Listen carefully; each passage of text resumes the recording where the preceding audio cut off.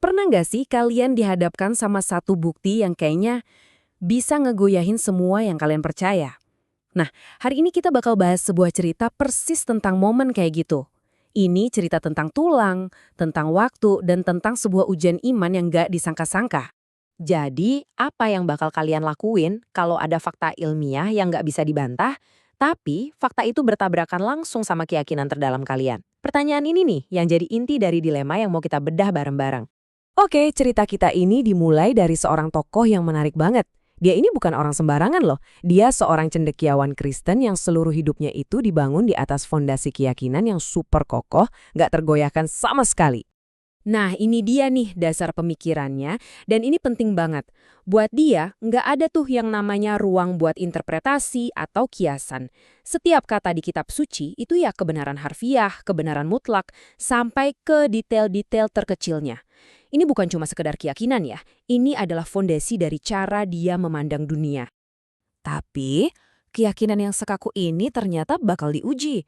Dan tantangannya nggak datang dari musuh, tapi justru dari seorang rekan kerjanya yang datang bawa sebuah teka-teki yang kayaknya mustahil banget buat dipecahin.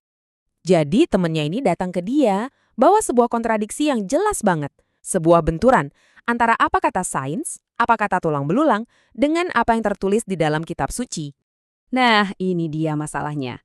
Di satu sisi, ada bukti arkeologi, tulang-tulang kuno, yang nunjukin kalau kehidupan itu udah ada ratusan ribu tahun.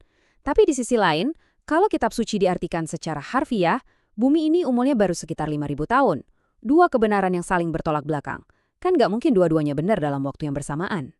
Jadi pertanyaannya sekarang, gimana caranya sang cendekiawan ini bisa mendamaikan dua realitas yang kayaknya nggak mungkin bersatu ini, tanpa harus mengorbankan keyakinannya? Coba deh sebelum kita lanjut, kalian pikirin sebentar, kira-kira jawabannya apa ya? Dan sekarang kita sampai di bagian paling serunya. Yuk kita lihat gimana cendekiawan ini merespons. Jawabannya keluar cepet banget dan sama sekali nggak terduga. Luar biasa kan? Alih-alih nolak salah satunya, dia malah menciptakan cerita ketiga yang bisa merangkul dua-duanya. Dia nggak menyangkal kalau tulang-tulang itu ada, dan dia juga nggak menyangkal garis waktu kitab suci. Malah sebaliknya, dia kasih makna yang benar-benar baru buat tulang-tulang itu. Oke, mari kita coba bongkar deh logika unik di balik jawaban ini. Kok bisa ya dia sampai ke kesimpulan yang mengejutkan kayak gitu, tapi tetap terasa pas dan konsisten dengan sistem keyakinannya? Gini alur pikirnya. Pertama, dia mulai dari premis yang nggak bisa diganggu-gugat. Bumi itu umurnya 5.000 tahun. Titik. Kedua, dia masukin bukti baru, yaitu tulang-tulang itu ke dalam kerangka keyakinannya. Caranya, dengan bilang kalau Tuhan sengaja menaruh tulang itu di sana. Dan yang ketiga, dia kasih tujuan ilahi dari tindakan itu. Jadi, tulang-tulang itu ada bukan sebagai bukti sejarah, tapi sebagai ujian iman untuk kita di masa sekarang. Jadi, buat sang cendekiawan, tulang-tulang itu bukan lagi bukti dari masa lalu. Fungsinya berubah total.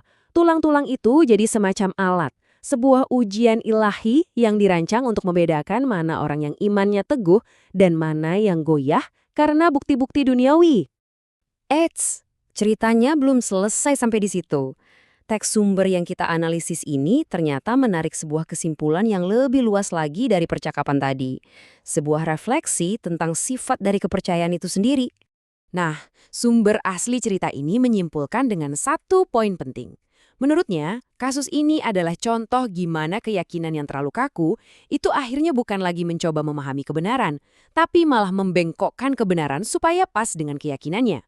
Ya, seperti yang kita lihat tadi, bukti fisik diubah jadi ujian iman. Dan ini membawa kita ke pertanyaan terakhir khusus buat kalian.